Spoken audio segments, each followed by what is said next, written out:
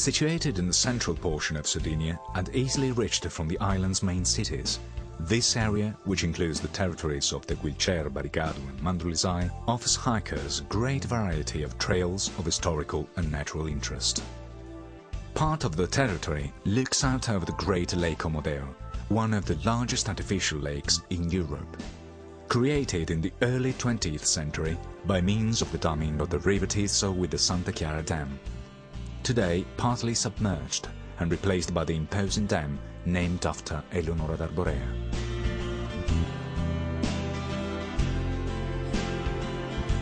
The Omodeo has radically altered the aspect and life of these places, bridling the fury of the River Tiso and creating a mild microclimate which has allowed the development of farming and pastoral activities in the area.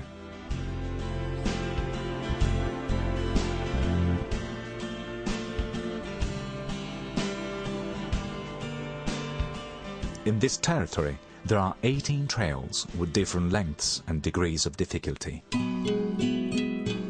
The territory of the Guilcer Barigadu Mandrolisai is rich in the remains of the ancient peoples who inhabited the area in remote times. From the village of Sedilo along Trail 610, we reach the Iloi Archaeological Park, one of the few sites in Sardinia which gathers together testimony of different prehistoric periods.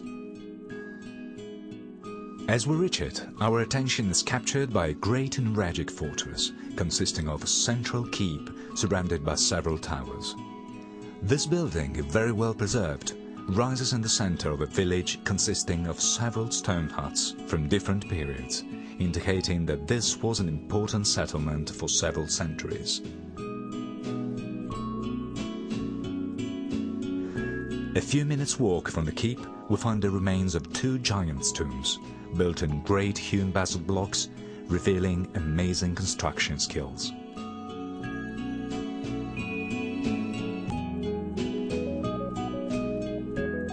These tombs, which are very well preserved, are located on a vantage point, offering a fine view of Lake Omodeo.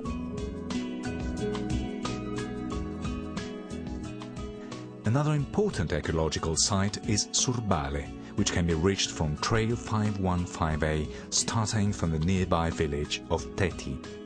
This neuralgic site, dating from the Middle Bronze Age, includes the remains of about 50 large stone huts built using a technique different from that used in other villages of the same period.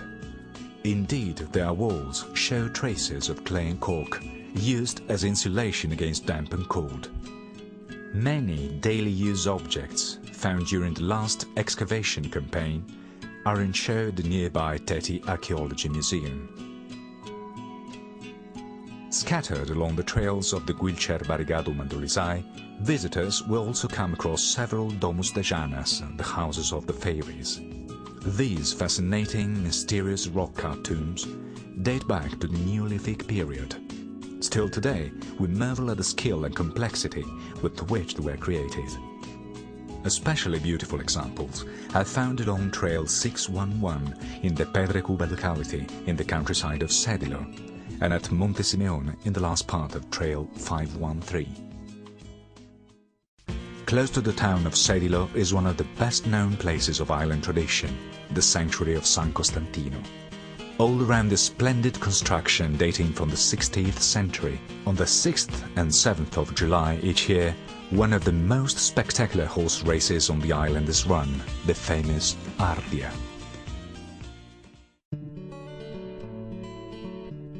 The variety of the natural landscape is one of the fascinating surprises awaiting visitors to the Guilcer Barigadu Mandrolisai.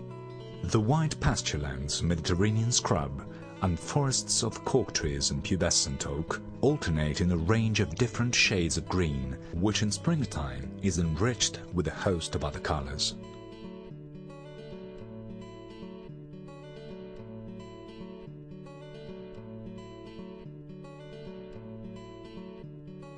A visit to the Asai Wildlife Sanctuary and a walk along its trails is perhaps the best way to observe the territory's natural environment. This nature reserve is an important wildlife biotope, since it represents an ideal habitat for many animal species.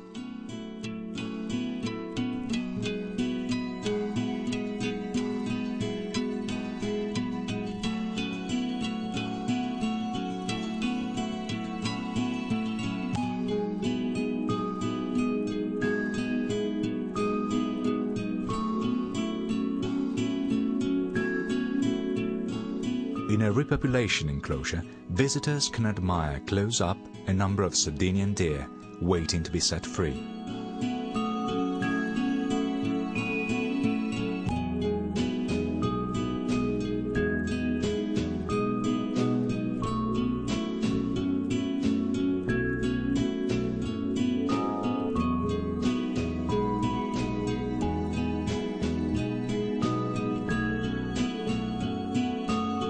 Near the service building, seat of the Barigadu forestry station, there is also an old charcoal pile, recently reconstructed for educational purposes.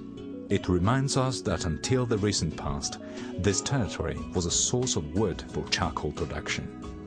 The nature reserve also has a number of picnic areas.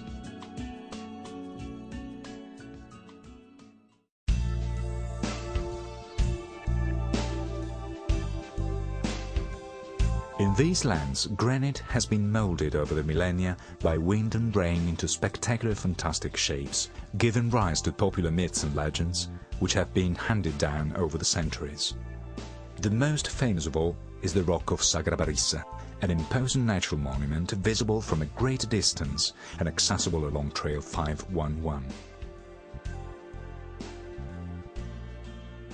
According to legend, this rock, more than 50 meters high, was once a young woman turned to stone by her grief for unrequited love.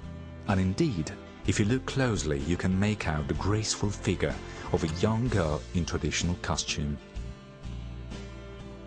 The plant life and the peculiar shapes of the surrounding rocks create a unique, almost magical atmosphere.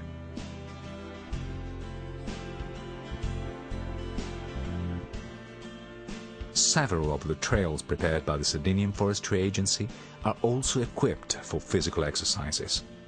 For instance, the fitness trail in the Craro Eridunele locality, accessible from Trail 515. The equipment along the route gives visitors a chance for a workout, followed by a rest in one of the picnic areas.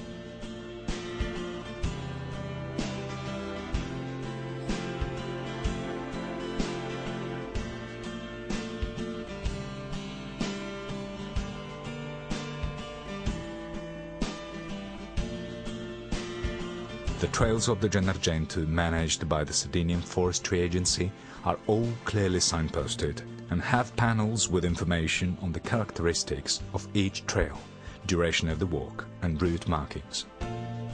The map of the trail network, together with other information, is available on the Sardinian Forestry Agency's website and from its local offices.